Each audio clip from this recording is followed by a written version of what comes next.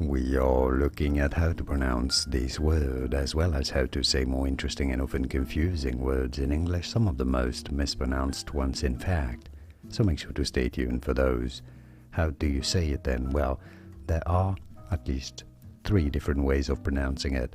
Generally speaking, in British English, this is said as dew, while in American English, it is said as do, although there is another more British pronunciation which is as to, as in the due date, but do in American English, due in British English, or some people say it also as do.